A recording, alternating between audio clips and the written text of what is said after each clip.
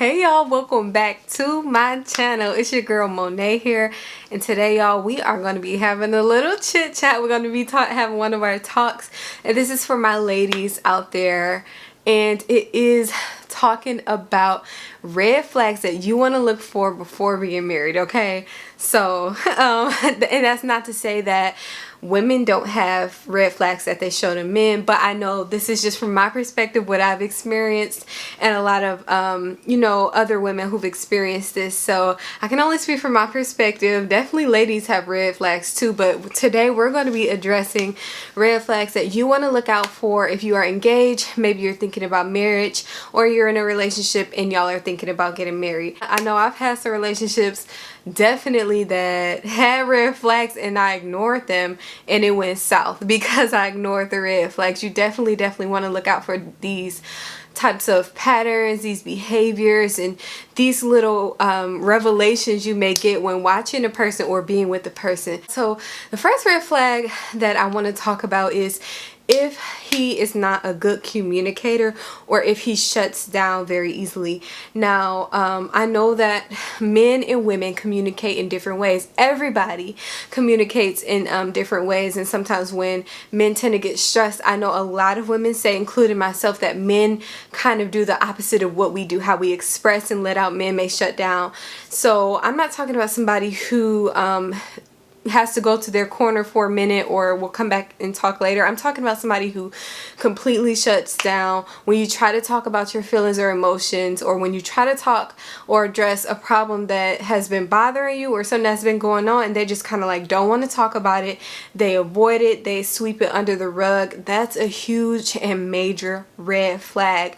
And this is because in marriage, one of the major key points to having a successful or healthy marriage is communication. You cannot avoid communicating your problems, talking about how you feel, talking about something that bothers you, because in the end, a lot of times if your spouse is not communicating, or just don't want to talk about it, or they don't want to express how they feel or what's been bothering them on their end, a lot of times these problems get swept under the rug, and what happens is it'll start to bubble up underneath the surface, and then something will happen, and next thing you know, they're exploding, or something will happen and their true feelings are coming out, but it's in an aggressive way, or it's something that you just never knew they felt that way about. And so it can cause a lot of arguments, and it can cause a lot of misconceptions.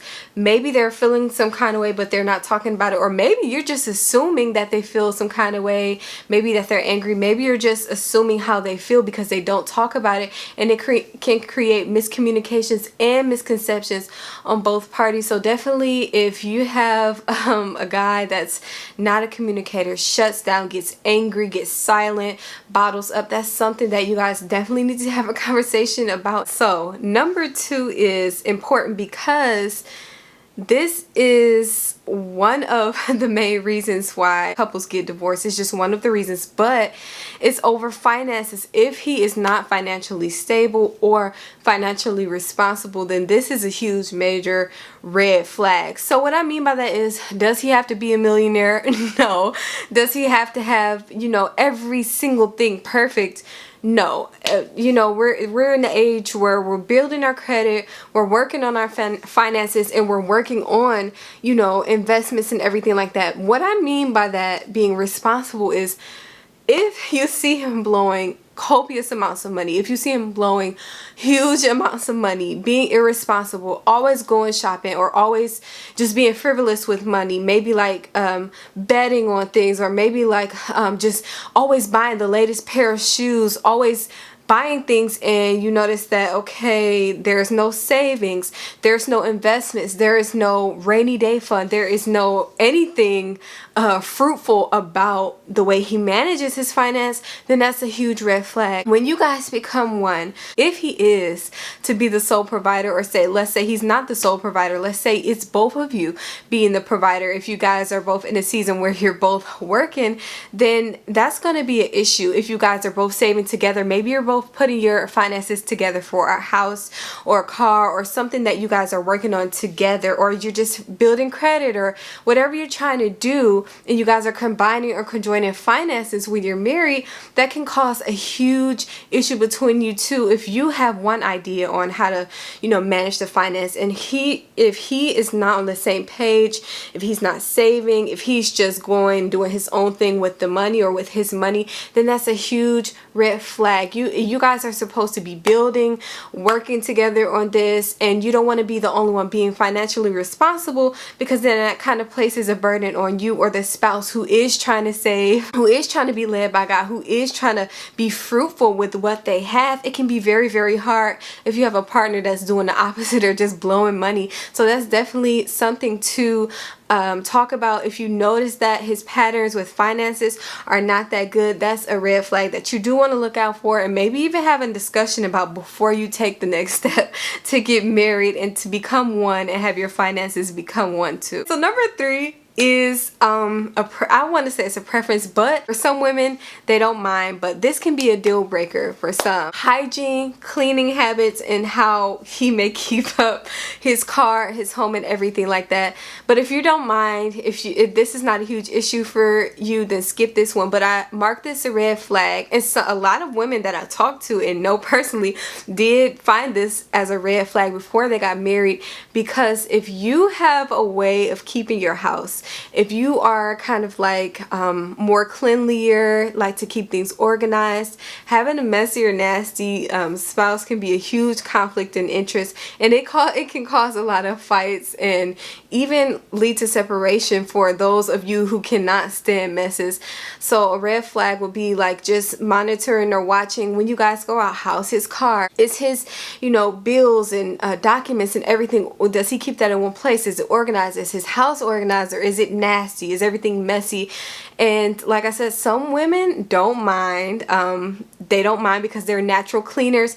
They don't mind cleaning up after the house. They'll clean the whole house with no issue. But for me, honestly, I have been in relationships to where I was kind of irritated, because if you're always picking up, after you're not even married yet, it can be kind of irritating. And if you plan on getting married, you guys plan on having kids, it can be a bit much if you both aren't contributing, cleaning up, or keeping, just hygiene habits and everything. It can be a bit much on the spouse who is always doing most of the housework or who is cleaning up after everybody. So that's why I marked that a red flag, because I know sometimes it can be strenuous. Sometimes we get married and we don't know the person's hygiene habits, and when you get in that marriage, or when you actually guys start living together and you notice that some people, it's such a huge problem that it's a deal breaker for them, and they're like, man, I wish I would have known that he or she was this nasty before we got married. So that's a red flag. Ladies, let me know in the comments, like, is that a deal breaker for you? Let me know in the comments.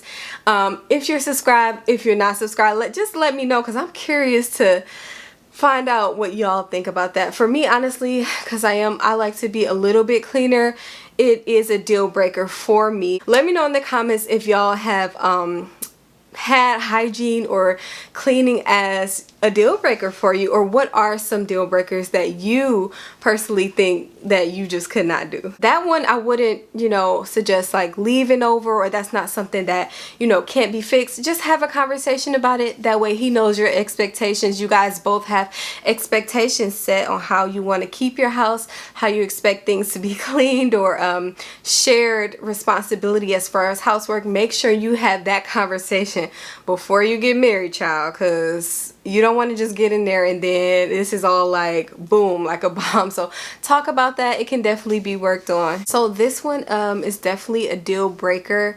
This one can make or break an engagement or relationship.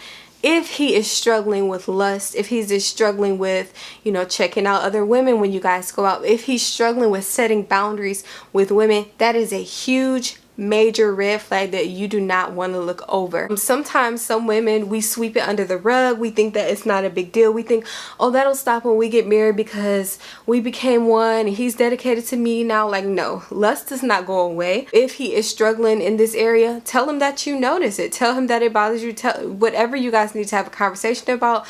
But I personally wouldn't even deal with somebody or be engaged if they're having this issue, because what happens is when you get married, it amplifies it. They may try to sweep it under the rug, or you may not see it for a while or a minute, but it'll always pop back up because it wasn't dealt with. And lust isn't just solved by because now we can have as much sex as we want, or now we're living in the same house so he doesn't have to go outside of the house. Like, no, lust doesn't care. You'll never be able to satisfy a man who's dealing with lust, or a man who is, you know, desiring to be with other women, a man who just can't stop his desire to look at other women, or maybe pornography or whatever it is. That is a huge red flag. Noticing him checking out women, noticing text messages, but getting married is not going to solve that. So that's a huge red flag. Noticing text messages, noticing that he's friendlier with other, you know, women, too friendly, close contact, and all those other things. Don't sweep that under the rug. Address it. And honestly, if there's an issue that he just honestly is not being solved, he don't want to work on it, he don't think it's a problem, well, then that's not the one for you, and that's not the one you want to be married to, especially somebody who can't stay committed, or who's having trouble being faithful, or who's having trouble just keeping his eyes on you. Okay, so the next one is anger. This is also a huge red flag that you want to make sure you pay attention to. You don't want to sweep this under the rug either. Anger issues. Now, obviously, all of us get angry. Sometimes we say things that make each other so mad that, you know, we get angry. We encounter situations in everyday life that kind of upset us or make us angry. Granted, that's normal. But what's not acceptable and what's not okay is when somebody is getting aggressively angry towards you, or starting to like even verbal abuse is not okay. Like, they just get mad at anything. They blow up so easily, and it's so easy to take it out on you, even when you haven't done anything wrong. Or even those aggressive tendencies tend to get worse in marriage. Sometimes in marriage we have stressful situations. Sometimes in marriage we have issues. Sometimes in marriage we just have seasons where we may butt heads, where we may make each other mad, and having those aggressive tendencies, it'll intensify with being under the stress in a marriage. Maybe you guys are in financial trouble.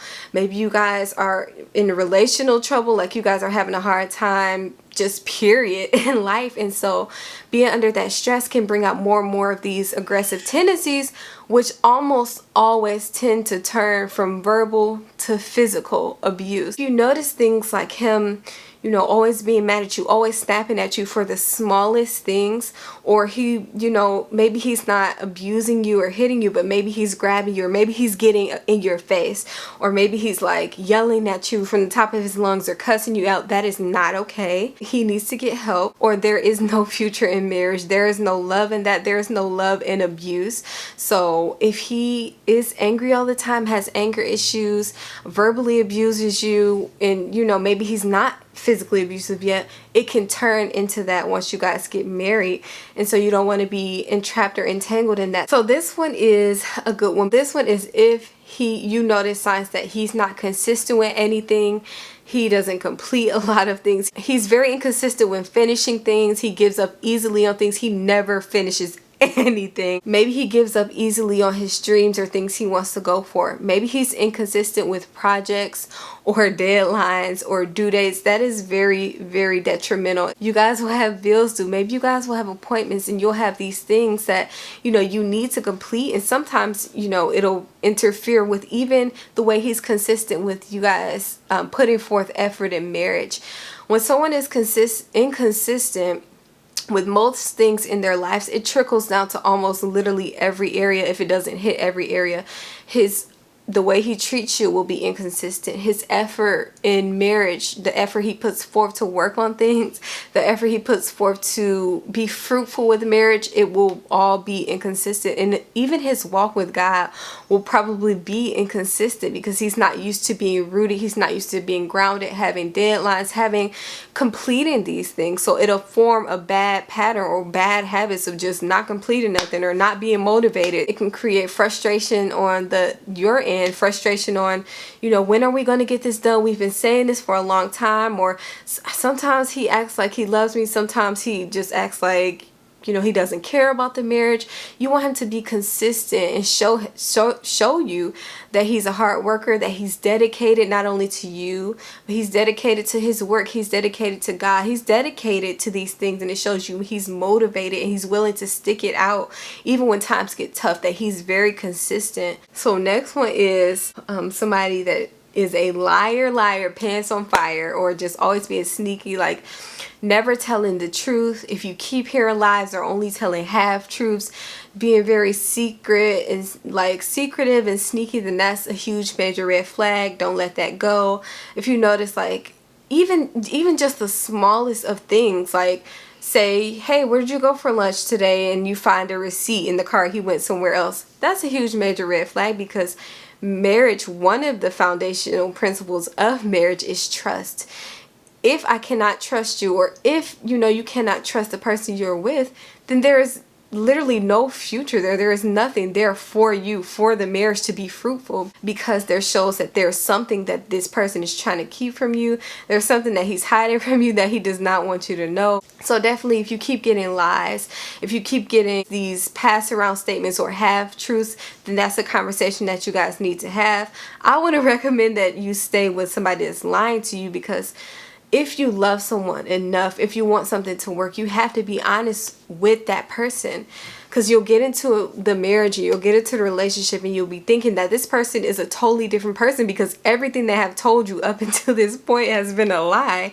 And you'll be like, there'll be conversations where the truth will come out and you'll be like, well, I thought you felt this way on this issue. You told me you felt this way, or you told me that this didn't happen, or certain important things, like maybe they've lied about the number of sex partners they had, or maybe they've lied about things that are important to you that will let you know who this person really is. You don't want to be in a relationship with somebody that's constantly lying, constantly sneaking around from you. You don't really know who this person is, and that's just not going to work. If you cannot trust somebody, you cannot fully have a fruitful and healthy relationship with somebody that you cannot trust. Lastly, but certainly not least, this probably is like the most important thing I will tell you. If you are a Christian girl, or if you are a believer, if the person that you are dating does not believe in God, does not believe in Christ, does not believe that there is a God, does not believe what you believe, then that's a red flag. And some people may say that's taking it too far.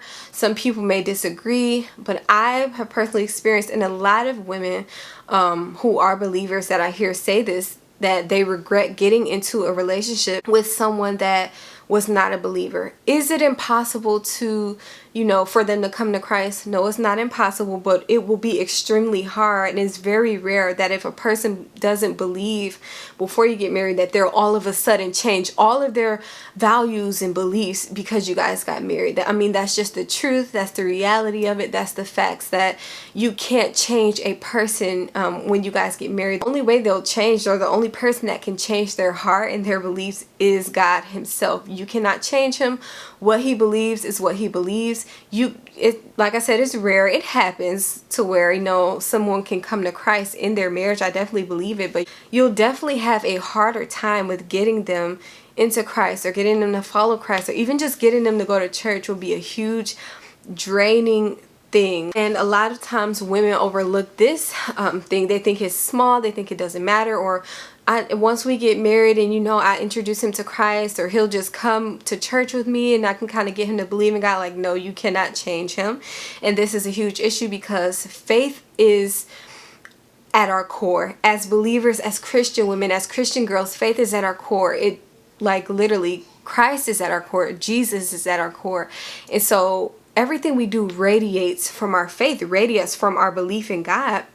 So there may be certain situations or circumstances where, you guys may butt heads, or certain situations and circumstances that pulls on your faith, and it's hard to even have faith in the moment. But having a partner that doesn't believe can also hinder your faith, and it can also make you question God, and they can also kind of sway you down that road. If you guys are unequally yoked, who you link up with, who you become one with, can definitely sway the way you think, can definitely you know, kind of damage your faith if your partner isn't encouraging you to read, if your partner isn't encouraging you to go to church in seasons where you may be depressed, or in seasons where you're just praying to God or looking for answers or seeking answers, and your partner doesn't believe, they're not encouraging you, they're not walking this faith walk with you. It can be hard for you to keep a consistent relationship with God because of your spouse. I definitely don't recommend getting into a relationship knowing that they are a non-believer. This should be a red flag and a deal breaker, and even in the Bible it tells us not to be unequally yoked. And I'm going to do a video on the deeper meaning of unequally yoked, because I feel like there are a lot of misconceptions about what it means to be unequally yoked. If you are a Christian girl or a believer, it'll cause, you know, a lot of hardship, a lot of like you dragging and pulling them to church, you dragging them along, trying to get them to pray with you. It just kind of puts a damper on the marriage. It just kind of brings you down. You feel this heavy weight of dragging that person along when they're going to make their own decisions. They're going to believe what they want to believe. So that's my advice to you, and that's like the most important. So these are just some major red flags, y'all. Like I said, this is not all or everything that you may want to look for, but these are major red flags or tendencies or behaviors that you do not want to sweep under the rug before you get married, or if you are engaged, you guys are talking about becoming one. Make sure these things, if you notice them or you want to kind of look out for these, definitely, I've experienced this in my own personal life, so I just want to encourage y'all and give y'all some advice on this. But if you like this video, make sure you give it a thumbs up. Don't leave without thumbsing it up. Don't leave without also subscribing, so that way you'll see more videos like this and you'll be notified when I do upload, if you hit your bell notification too. So subscribe and hit your bell. I will see y'all in the next video. I love y'all. Bye.